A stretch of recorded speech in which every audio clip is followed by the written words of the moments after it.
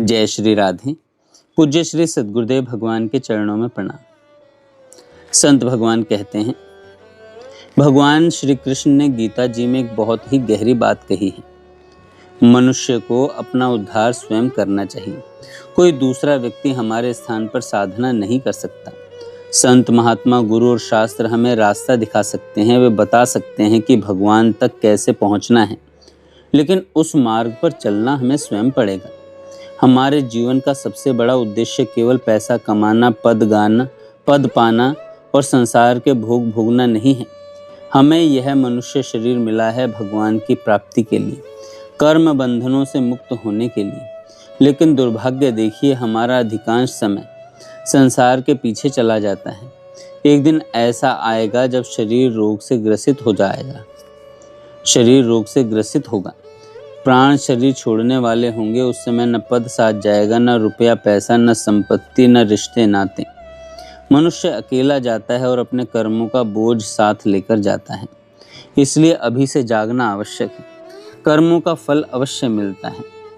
आप इस बात को पक्का नोट कर लीजिए, कर्म कभी व्यर्थ नहीं जाता। रावण बहुत बड़ा विद्वान था, महान योद्धा था, उत्तम कुल में जन्मा था और भगवान शिव का अनन्य भक्त था। उसके पास ज्ञान भी था, शक्ति भी थी और संपत्ति भी।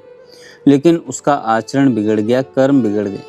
और जब कर्म बिगड़ते हैं तो केवल किसी का आशीर्वाद हमारा कल्याण नहीं कर सकता। हनुमान जी भगवान शिव के रुद्र अवतार माने गए हैं। उसी हनुमान जी के द्वारा लंका का दहन हुआ। इसलिए केवल यह सोच लेना कि हमारे पास ज्ञान है, पैसा है, पद है या किसी का आशीर्वाद है, यह पर्याप्त नहीं है। अपने आचरण को शुद्ध करना पड़ेगा। हमारे शास्त्र हमारे लिए आध्यात्मिक कानून है। जैसे संसार के कानून का उल्लंघन करने पर दंड मिलता है, वैसे ही शास्त्र विरुद्ध आचरण करने पर कर्म का फल भोगना पड़ता है। पाप कर्म का परिणाम होता है दुख, अशांति, चिंता, भय और शोक। इसलिए मनमानी मत कीजिए। अपने जीवन को शास्त्र, सत्संग और भगवान के नाम के अनुसार चलाइए। कलयुग में सबसे सरल साधन है नाम जप। सतयुग में ध्यान प्रधान साधन था, त्रेता में यज्ञ, द्वापर में भगवान की विधि पूर्वक पूजा और सेवा। लेकिन कलयुग में भगवान के नाम का आश्रय सबसे सरल और प्रभावशाली साधन है। हरे नाम एव केवलम, कलौ नास्तेव गतिरन्यथा। कलयुग में भगवान का नाम ही हमारा सबसे बड़ा सहारा है। क्योंकि आज हमारा मन बहुत चंचल है। आंख बंद करके ध्यान लगाने बैठिए तो मन एक क्षण भी स्थिर नहीं रहता। कभी घर की चिंता, कभी पैसा, कभी व्यापार, कभी परिवार, कभी मोबाइल। मन लगातार संसार में भागता रहता है। लेकिन भगवान ने हमारे लिए एक अत्यंत सरल मार्ग दिया है, नाम जप। चलते फिरते, उठते बैठते, काम करते हुए भी भगवान का नाम लिया जा सकता है। हम भगवान से मांगते क्या हैं? एक और बात पर विचार कीजिए।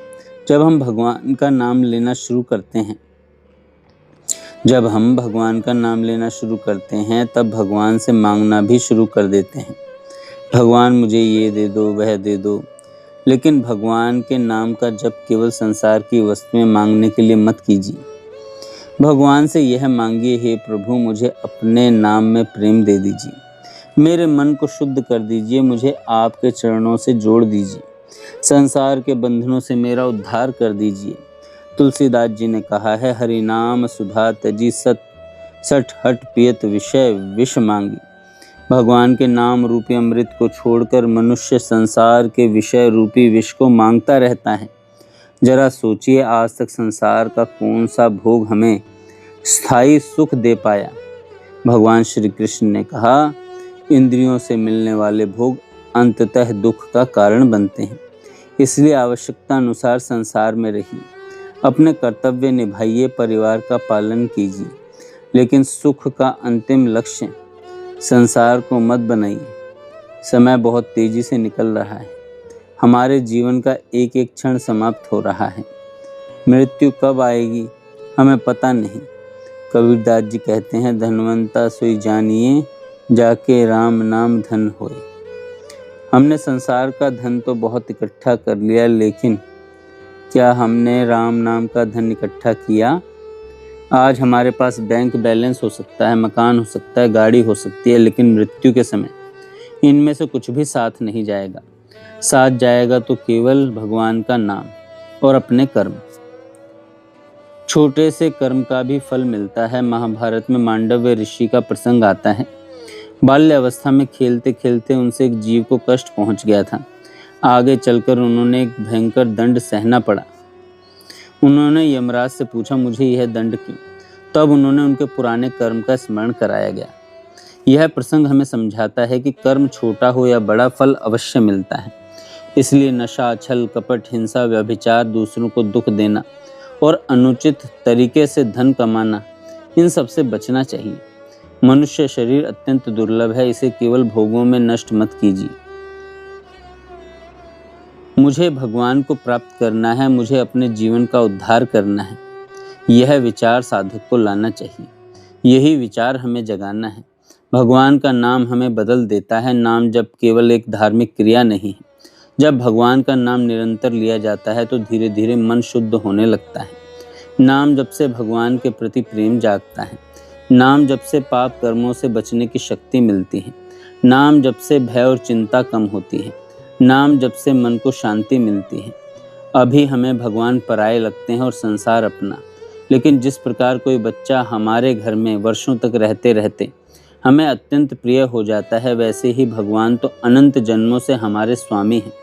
नाम जप करते करते हमारे भीतर भगवान के प्रति प्रेम जागने लगता है। आप यदि गृहस्थ हैं और 24 घंटे भगवान को नहीं दे सकते तो कोई बात नहीं, 24 मिनट भगवान को दे दीजिए।